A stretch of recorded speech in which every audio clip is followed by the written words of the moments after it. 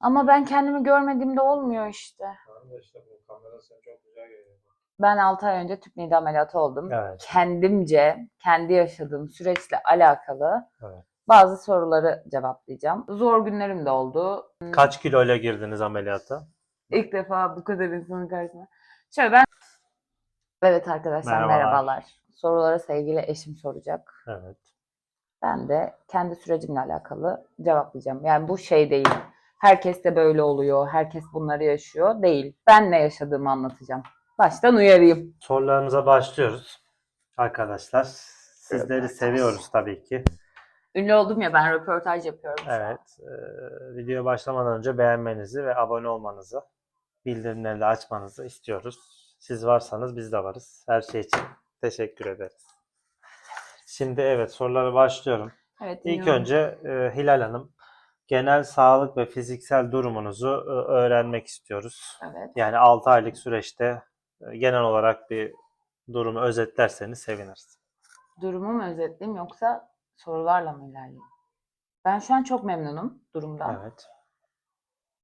Ama bütün zor günleri aynaya bakarak atlattım. Bu kadar. İşin özeti bu. Evet, ameliyattan bu yana toplam kaç kilo verdiniz? Şöyle toplam 91 kilo falandım Açıklayıcı ameliyata olun. karar verdiğimde. Evet. Sonra kilo almam gerekiyordu vücut kitle indeksine uysun diye. Ben orada bir çılgınlık yapıp ben bu kiloyu alırım dedim. Ve bir ayda 10 kilo aldım. 100 kiloyla girdim ameliyata. Şu an 66-65 oralardayım. Yani toplam 35 kilo verdim ve daha 5. ayımdayım. Tam 6 ayım olmadı aslında yani. Daha 5. ayın içindeyim. 35 kilo. Teşekkür ederiz. Güzel Rica kilo ederim. vermişsiniz. Teşekkürler. Şu an kendinizi fiziksel olarak nasıl hissediyorsunuz? Enerji, yorgunluk ve hareketlilik açısından nasılsınız 6 aylık süreçte? İlk 2 ay çok zordu. Bakkala bile gidemiyordum yani, o kadar işe gidemiyordum.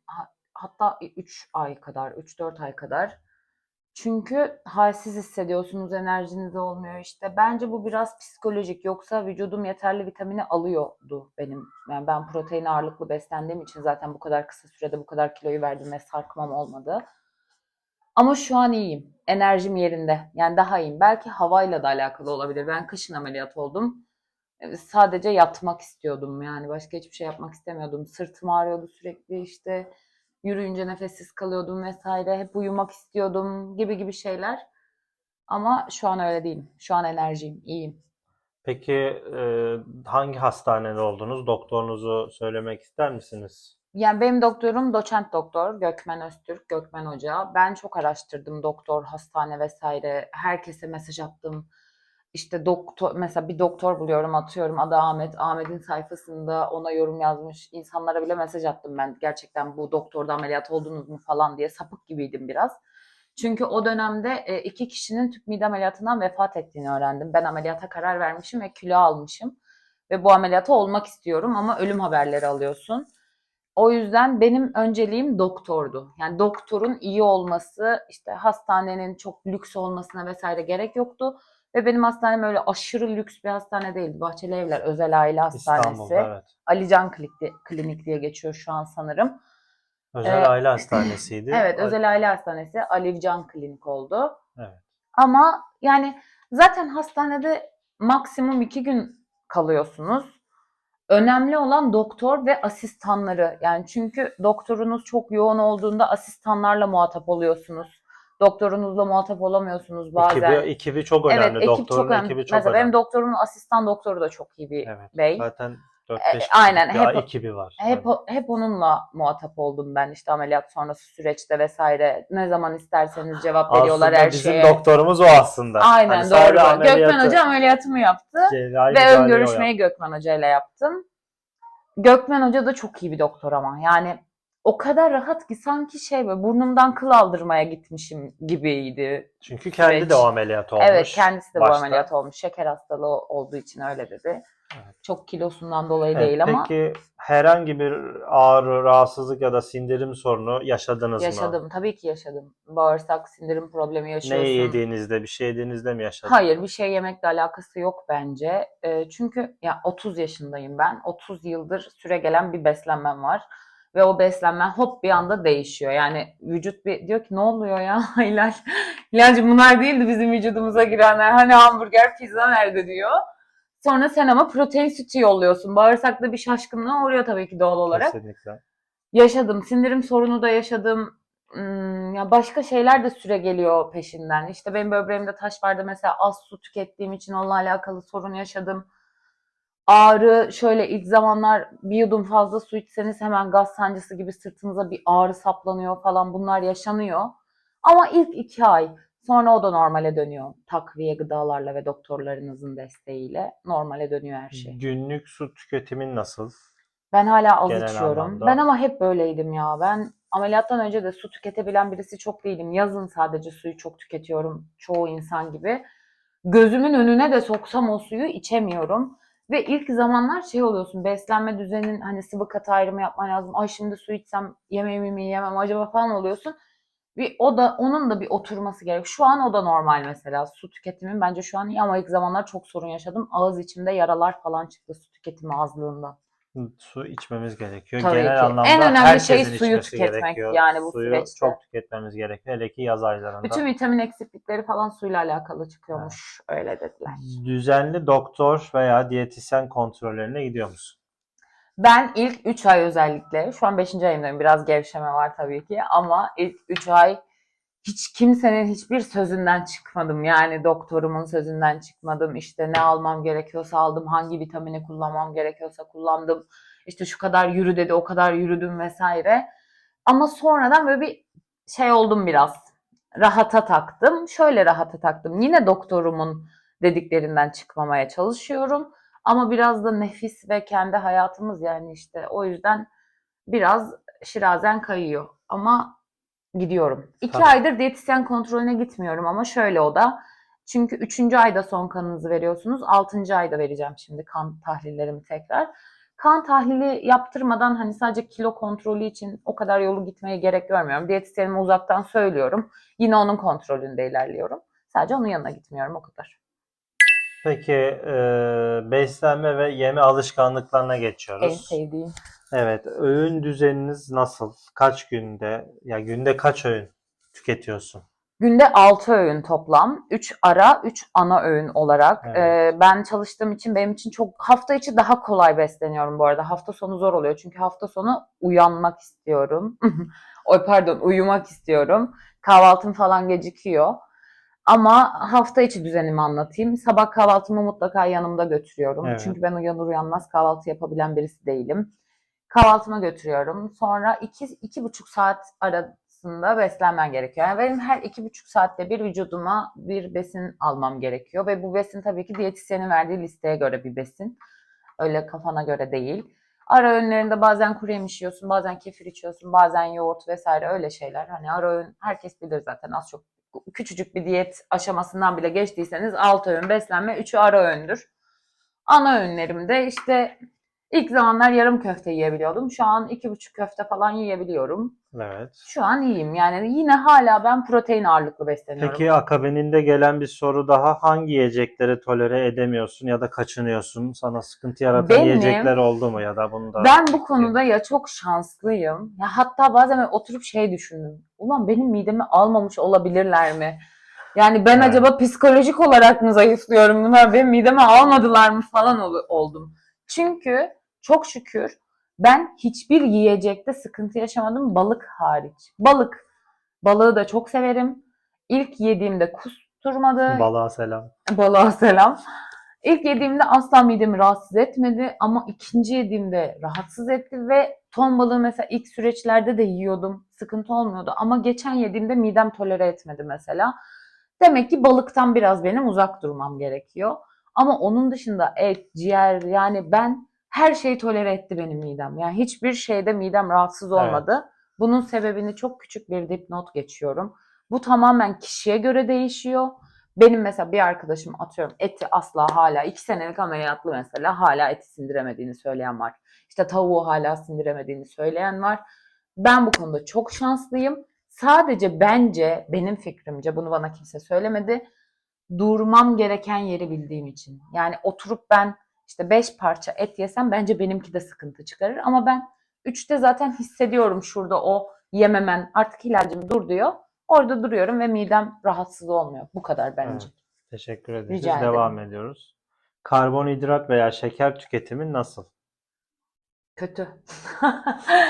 Karbonhidrat hala tüketmiyorum. Gazlı içecek hala hiç içmedim. Evet. İşte alkol vesaire ağzıma sürmedim. Sürenler var çünkü bunları o yüzden Günah söylüyorum. mı? Hayır, sürmüyorum. Karbonhidrat da işte yok beyaz un vesaire öyle şeyleri sürmüyorum. Şeker ama beni biraz yoruyor şeker. Yani işte glutensiz brownie ya da ne bileyim dondurma falan öyle şeyler canım çok çekiyor ve yiyorum. Ama Kaçamak yapılıyor asla tavsiye arada. değil. Evet.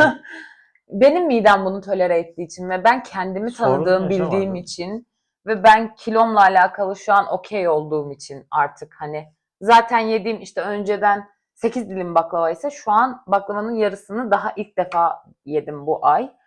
Diyetisyenin haberi yok. Umarım videolarımı izlemiyordur ve beni takip etmiyordur. İnşallah evde duruyor. Abone olmuştur.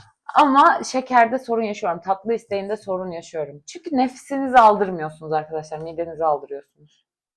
Evet, diğer soruya geçiyorum. Vitamin, demir eksikliği, B12 vesaire takviye gıdalar Ben kullanıyor musun? ilk 3 ay kullandım bunları düzenli olarak. Her gün bir ilaç verdi bana doktorun takviye edici hap verdi. Herkesinki başka veriyordur muhtemelen. O yüzden isim vermiyorum. Kullandım. Sorun yaşamadım. Yani proteinde vesaire. Saç dökülmesinde sorun yaşamadım.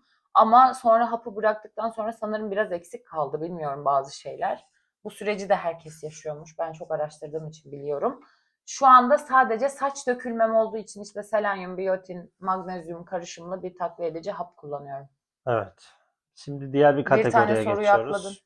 Protein alımına dikkat ediyor musun? Evet, daha Süt, demin onu yumurta, süt. söyledin, o yüzden girmedim Tamam. oraya. Tamam. Psikolojik ve sosyal duruma geçiyorum. Farklı Çok bir kötü. kategori. Direkt geçebilirsin. Kendini ruhsal olarak nasıl hissediyorsun? Şu an çok iyiyim. Yani, Sence de öyleyim. Yani 6 tabii ki aydır bu süreci kesinlikle. beraber yaşıyoruz bu Kesinlikle arada. evet. Şu an çok iyiyim. Her şeyden memnunum. Yani görüntümden vesaire işte yiyememekten falan memnunum. Yani zaten amacı o ya, istediğin kadar hunharca yiyememek bu ameliyatın amacı. Ama ilk özellikle 1,5-2 ay çok zor bir süreç. Ben ama daha önce psikolojimi buna hazırladığım için yine de çok zorlanmamış halimdi.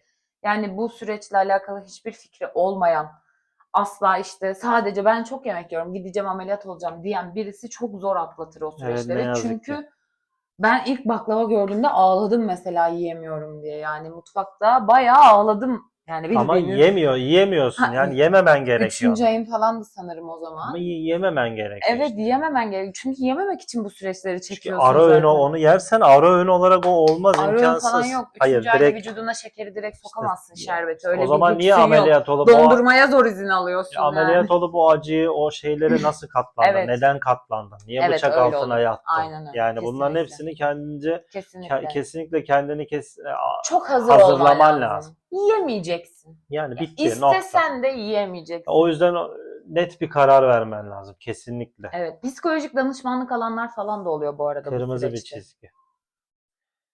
Vücut imajında nasıl bir değişim hissediyorsun? Görüntü. Ben Şöyle. yan tarafa da koyacağım. Ameliyat zamanındaki Evet önceki öncesi sonrası koyabiliriz. koyacağım. Şöyle ben hiçbir zaman görseline takıntılı olan ya da görselinden rahatsız olan birisi değildim. Ameliyata karar vermemin %10 sebebi falandır yani görselliğim. Çünkü ben kendimi böyle seviyorum kafasındaydım. Ama ve lakin zayıfladıktan sonra değilmiş diyorsun. Rahatsız nasıl olmazsın diye kendine kızıyorsun hatta. Sos.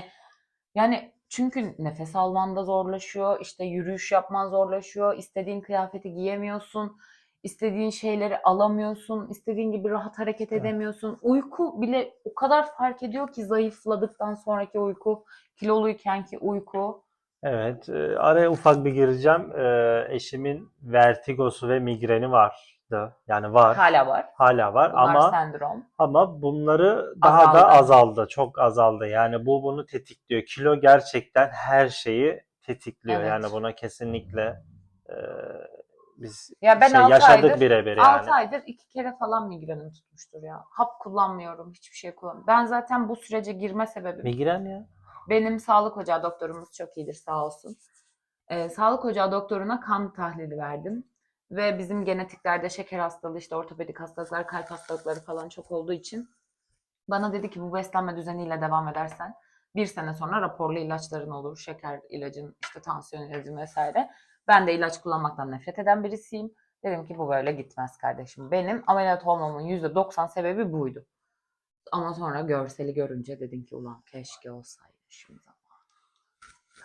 Evet, diğer soruya geçiyorum. Duygusal yeme veya eski alışkanlıklara dönme isteği yaşıyor musun? Tabii ki yaşıyorsun. Tabii ki yaşıyorsun yani. Bakın hep aynı cümleyi kuruyormuşum gibi oluyor ve her sorana da aynı şeyi söylüyorum. Mesela insanlar şey soruyorlar. Canın istiyor mu? La, Can, abi o ne demek? Tabii ki istiyor. Deli gibi istiyor. yemek Yani istiyorsun böyle. böyle hunharca saldırmak istiyorsun bazen. Yani işten bir aç geliyorum mesela. Sanki o yemeği kaşık kaşık yiyecek. Ama bir kaşıkla Yapıyor doyuyorum. zaten. Yemeği yapıyor, yapıyor, yapıyor. Kendi Hırslı hırslı yiyecekmiş gibi yapıyor yapıyorum. ama Sonra sadece şu bakıyorum bir kadarcık kaşık. yiyor böyle. Bu kadarcık yiyor. Hepsini ben yiyorum tabii ki. Nefsimi ameliyatta almadılar. Yeme isteğimi ameliyatta almadılar. Keşke bunları da alabilen bir teknoloji olsa ama yok. Sadece mideni küçülttüler. Bu yüzden tabii ki eski alışkanlıklarına dönme isteğin var. En önemlisi ama benim doktorumun da bana söylediği sıvı katı ayrımı, Evet, gazlı kesinlikle, içecekler ve abur kesinlikle. cubur. Hayatım boyunca sıvı katı ayrımına dikkat edip abur cuburu ve gazlı içecekleri hayatıma sokmazsam zaten max işte 2-3 kilo falan alırım herhalde diye düşünüyorum. Ama mesela hamburger denedim. Çok az yiyebildim. İşte atıyorum tost yedim, tabii ki yedim, yani tost bu yenmez mi? Normal tost yedim. Evet, Çok az yedim. Gibi gibi şeyler. Ben aslında artık her şeyden az az yiyorum. Ama o eski alışkanlıklarıma dönmeden yiyorum. evet. Ve bu arada çevremizde de yakın çevremizde arkadaşı ve benim yakın çevremde arkadaşımın eşi hani ameliyat oldular. Aynı Evet. zamanda oldular. Birbirlerine çok yakınlar. Zeynep benden çok önce Ya oldu. önce oldu ama yakın aynı sene içerisinde yakın zaman diliminde oldukları için e, birbirlerinden hep şey Tüyo aldılar. aldık, Tüyo evet. aldılar. Benim en büyük şansım bu zaten Evet şans. bence. Bu Ya en da yakın bu arkadaşımın da ameliyat olması. güzel bir şey. O Ağustos'ta oldu. Ben Kasım'da oldum. Ve ben ilk zamanlar çünkü takıntılı oluyorsunuz arkadaşlar. Ay şurama bir şey, acaba bir şey mi olacak? Ay benim dikişim çabuk geçmedi. Ay bilmem neyim ne oldu falan Biraz oluyorsunuz. takıntılı şeyler Takıntılı olabiliyor, oluyorsunuz. olabiliyor bunlar. Çünkü can yani bu sonuçta. Yani doğuştan olan bir şeyinizi kesip alıyorlar yani durup dururken, hani orijinal bir şey bozmuş oluyorsun. Ve korkuyorsun ya ölüm olursa, ya Evet. bir şey olursa, ya yanlış bir şey yersen vesaire diye. O yüzden ben çok dikkat ettim. Çok korkuyorum çünkü kendimi çok seviyorum ve eşimi çok seviyorum. O Bence de seviyorum. yüzden arkadaşıma her şeyi sordum. Dikişim benim hala geçmedi. Seninki ne zaman geçmişti? Sen kaç bardak su içiyordun da ben de şu kadar içiyorum falan diye. O da canımdır, her şeyime sağ olsun hep cevap verdi.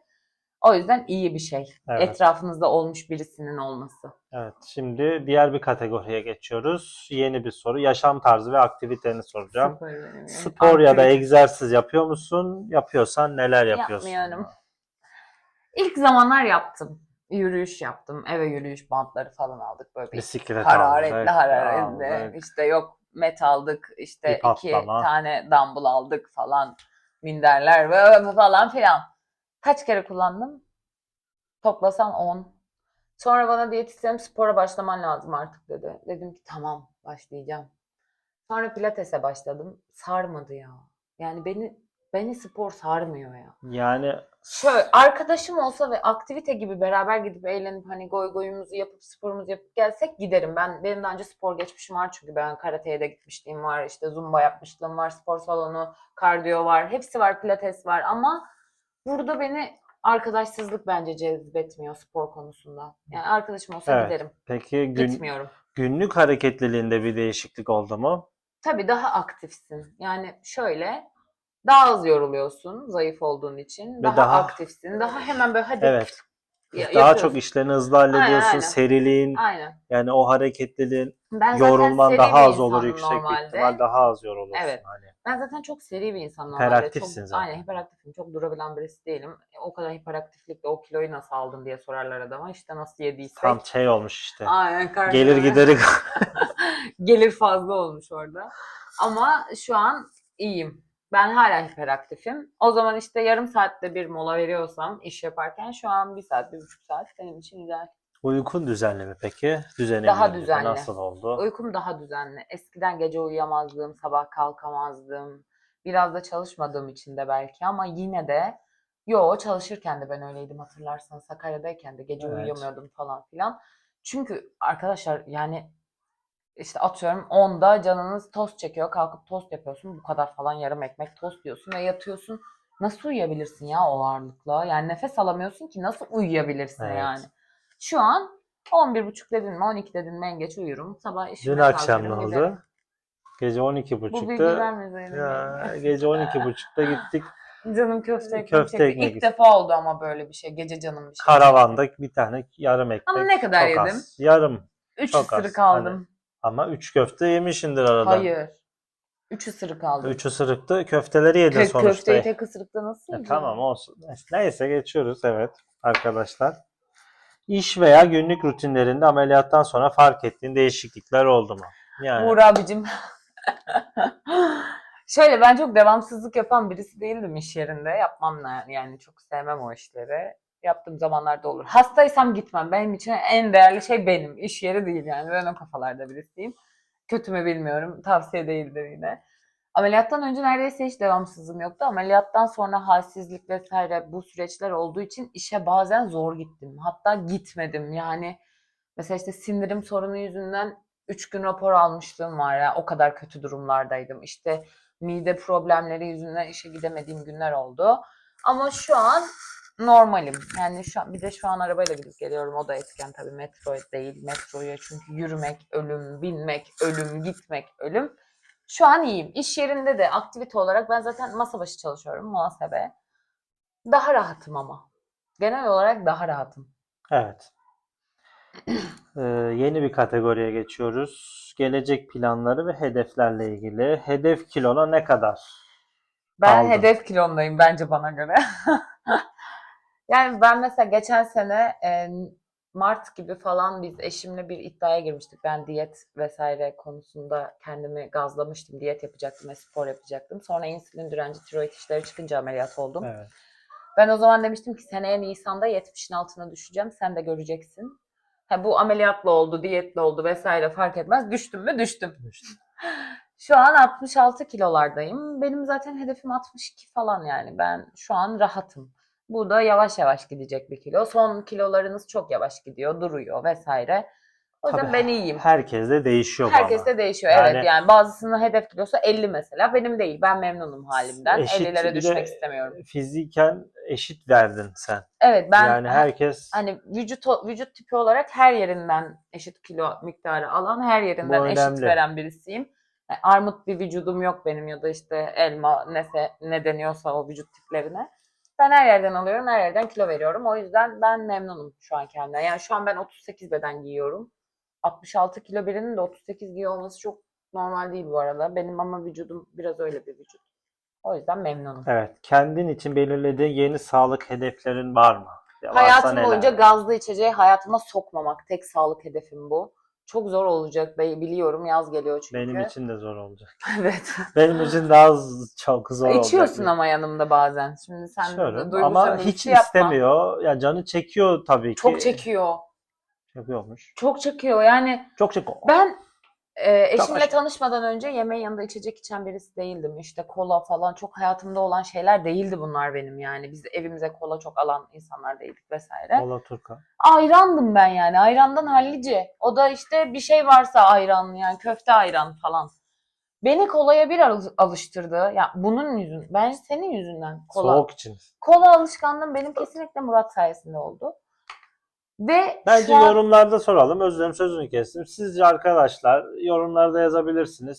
Sigara mı daha zararlı yoksa kola mı daha kola tabii zararlı? ki. Yorumlara Bunu daha yazmanızı önce istiyorum araştırdık bu lütfen. arada. Hala iptal beni. Ben soracağım. Kola daha zararlı. Bence sigara daha zararlı. Neyse. Tamam. Neyse. Ondan sonracığıma kolayı bir daha hayatıma sokmamak. Hala cips falan abur cubur yemedim mesela. Hiç yemedim. Tatlı falan diyorum ama tatlı da puding, muhallebi falan öyle şeylerle takılmaya çalışıyorum. Öyle hunharca ya eski beslenme alışkanlığıma dönmemek için elimden gelen her şeyi yapacağım kısacası. Evet. Tüp mide sürecinde öğrendiğin en önemli şey ne oldu?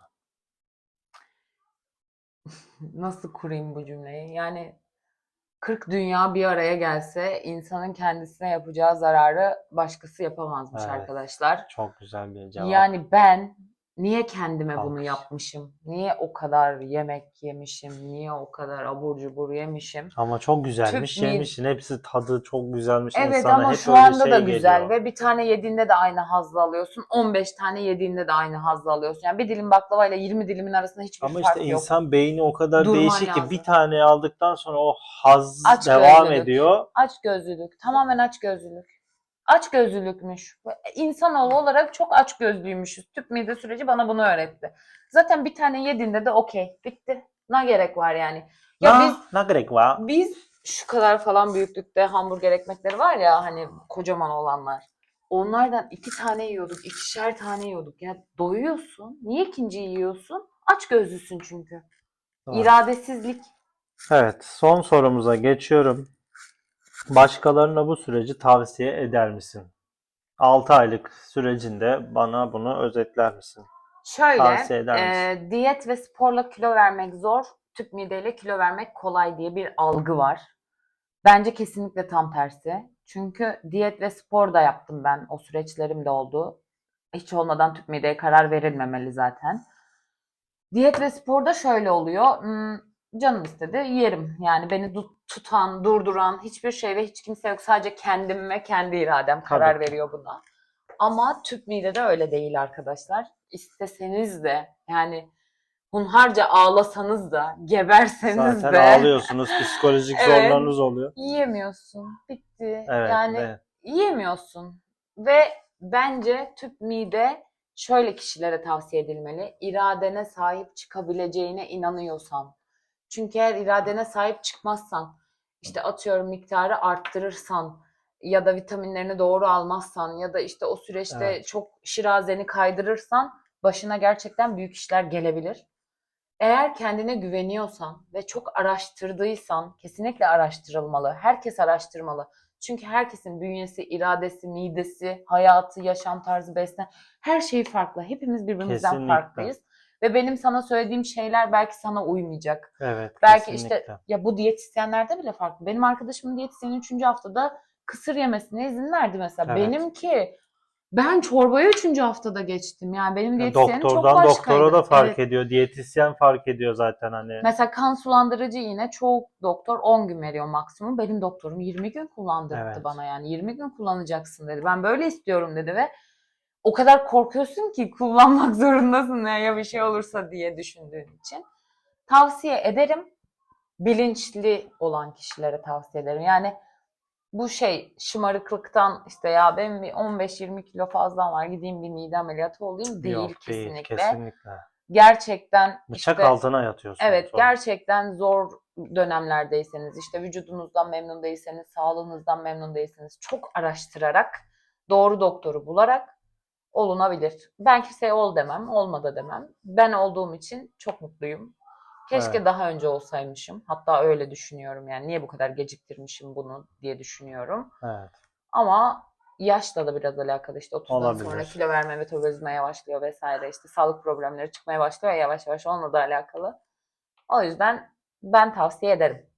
Kendi yaşadığım süreç düzgün gittiği için tavsiye ederim. Bazısı tavsiye etmeyebilir mi? Evet. Mesela ben birine sordum tavsiye eder misin diye ameliyattan önce. Hayır ben çok pişmanım dedi. Neden dedim? Çünkü yiyemiyorum dedi.